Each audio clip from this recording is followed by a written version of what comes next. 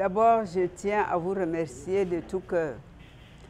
J'ai vu écrit partout hypoénergie, mais je me rends compte que le mot ne traduit pas exactement ce que je vois. Pour moi, hypo veut dire en bas. Je pense que c'est plutôt hyper énergie. Parce que l'énergie que vous déployez ici ne reflète pas le nom. Il faut changer plus tard, il faut mettre hyper énergie. Et je vous remercie pour cela. En effet, nous sommes heureux de vous recevoir. Et aussi, nous voulons aussi vous dire que vous êtes assez modeste. Dans tout, vous mettez hypo, vous mettez petit, vous mettez... Toujours vous employez des mots qui veulent dire pas grand-chose. Et vous, pourtant, vous cachez derrière vous beaucoup de bonnes choses. Cette hyper-énergie traduit déjà ce que vous voulez dans votre tête. Ça, il y a des mots qui sont vides, mais parfois, il y a beaucoup de mots chez certaines personnes qui traduisent beaucoup plus que ce qu'ils disent. Alors, je vous remercie infiniment. Tout à l'heure, là, il y a quelques-uns d'entre vous qui sont venus me voir pour me dire que oui, on vient voir pour mieux comprendre, pour mieux nous préparer, pour vous accompagner. C'est bien. Et je lui ai dit tout à l'heure, ça, c'est une bonne stratégie. Parce que nous, les Camerounais, nous sommes des bons parleurs. Très bons, on parle bien. Mais l'agir, parfois, est supérieur à notre, inférieur à notre parler. Et on dit que les bonnes choses, comme nous dit l'Évangile, que quand vous voulez faire quelque chose, asseyez-vous, réfléchissez et vous allez voir quelles énergies cela va vous coûter pour mieux vous organiser. Quand vous voulez aider, il faut connaître la personne. Si vous ne la connaissez pas bien, vous ne pouvez pas bien l'aider. Et je félicite votre initiative qui vous a amené vers nous. Je félicite d'abord cette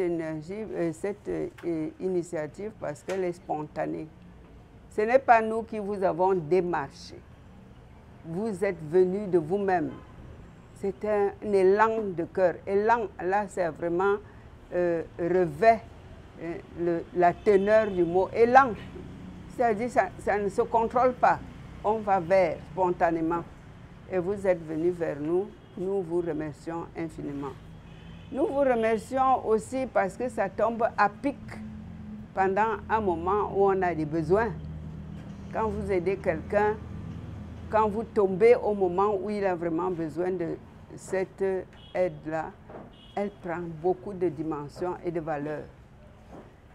Alors ici, vous voyez, nous sommes ici, ça fait 22 ans. Mais nous existons depuis 34 ans. Avant ça, nous avons été des nomades dans la ville de Douala parce que nous étions comme des SDF, sans domicile fixe. On va là, on met quelque temps, on nous met à la porte, on va ailleurs squatter, on nous met à la porte. Mais à un moment donné, le Seigneur a voulu que nous ayons un pied à terre et c'est ce pied-là que vous voyez aujourd'hui. Vous parlez de moi, je veux bien, mais je voudrais que nous parlions plutôt de main dans la main, mais pas de Madame Nomo. Madame Nomo, c'est le bout d'iceberg qui signifie qu'il y a quelque chose à ce niveau, mais le gros de l'iceberg, c'est sous l'eau. C'est toutes ces personnes, visibles et invisibles, qui travaillent ici et qui font tout ce que vous voyez là. Maintenant, vous aussi vous ajoutez à cet iceberg-là, ça va encore s'agrandir. Et parce que, si je le dis, ici, les premières personnes, je n'oublierai jamais deux dames qui nous ont quittés, paix à leur âme, des vieilles mamans. Il y avait une qui habitait du côté de Cameroun Automobile vers Akwa, là-bas. Cette femme-là avait plus de 80 ans et elle avait épousé main dans la main. Elle se donnait le devoir de venir là-bas tous les mois. Vous savez ce qu'elle apportait comme aide? 1000 francs et une main de banane. Wow. Tous les mois. Et quand elle venait, non seulement elle donnait ça, mais elle jouait avec les enfants et elle repartait. Tandis qu'il y avait une autre ici, elle s'appelait Solo ou Selé, Maman Solo, qui est partie aussi. Elle nous donnait, elle était vendeuse de légumes. Elle se faisait le devoir de nous apporter ces légumes pour ses enfants.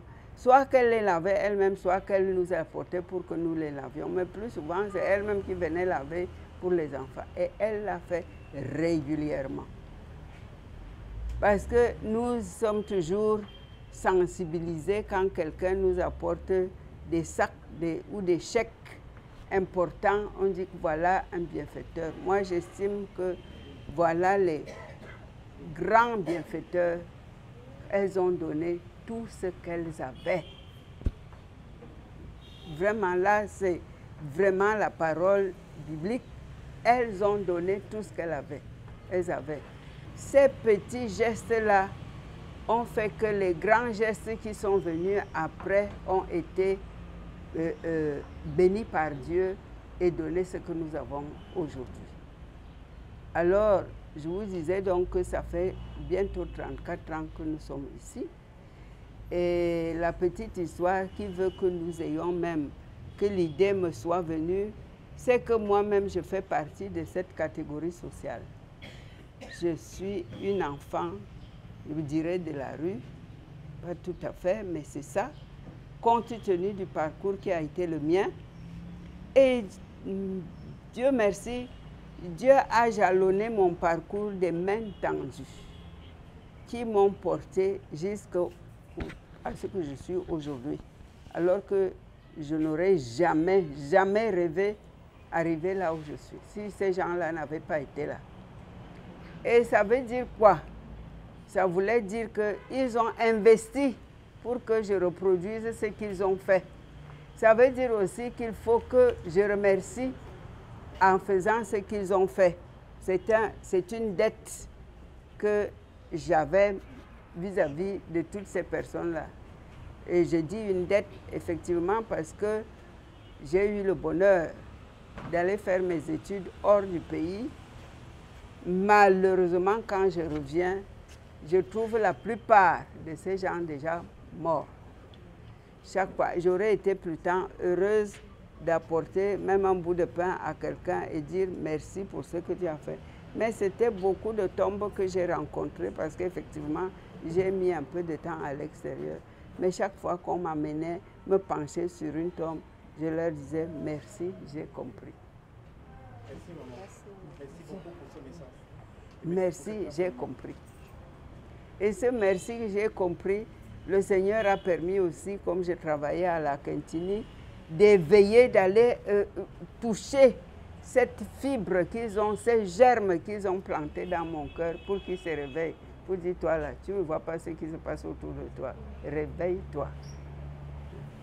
Et c'est comme ça que je quitte mon travail pour venir. La petite histoire d'abord qui me déclenche, c'est qu'à la Quintini, ce n'était pas comme maintenant parce que c'était vraiment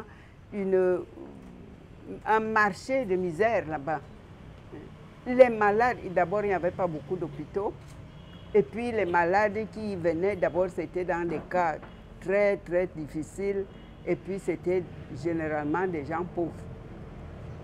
Vraiment, il fallait être insensible pour ne pas voir cette misère-là. Et on nous a amenés donc pour aller droit au but, avec le livre que je veux vous offrir. J'y travaillais, on nous annonce une femme qu'on va évacuer venant de Mbanga, qui a eu un accouchement difficile et on va l'évacuer. Elle est venue, nous nous sommes battus pour lui sauver la vie. Malheureusement, ce n'était pas dans le plan de Dieu. La dame est morte, elle a laissé un bébé. Qu'est-ce qu'il fallait faire avec ce bébé-là? L'hôpital n'était pas équipé pour garder des enfants comme ça. Quand j'arrive, il n'y avait pas d'orphelinat dans la ville de Douala. Nous sommes les premiers qui avons créé une structure d'accueil pour les orphelins. On nous dit que quand la maman meurt, s'il n'y a personne à côté, on laisse l'enfant dans la maternité, on essaie de fouiller dans la ville les âmes de bonne volonté, une personne disposée à prendre le bébé. Mais en attendant, c'est l'hôpital qui garde le bébé. Mais en cet attendant-là, c'est ça qui pose problème. Parce que les équipes tournent. Qui est responsable de ce bébé? Et puis parfois, les berceaux sont trop peu nombreux. On va mettre cet enfant où? Et quand l'équipe, ça dépend de l'humeur de l'équipe qui est là pour s'occuper de ce bébé, puisque lui n'a pas de famille. Je m'en vais voir le service social de l'époque pour leur demander. Moi, j'étais choquée devant cette situation. Mes camarades m'ont dit, oh maman, tu arrives nouvellement, c'est comme ça que nous on agit ici. Hein. Tu vas voir, ne travaille pas avec le cœur comme tu veux le faire, sinon tu ne t'en sors pas. Pas découragée, je suis quand même partie voir les services sociaux qui m'ont répété presque la même chose. Je leur dis, est-ce que je peux adopter l'enfant? On me dit non. Étant donné que vous-même vous avez des enfants, il ne vous est pas possible d'adopter. On fait donc quoi? On confie l'enfant à qui? Et c'est arrivé aussi à un moment où les femmes avaient beaucoup fait des accouchements.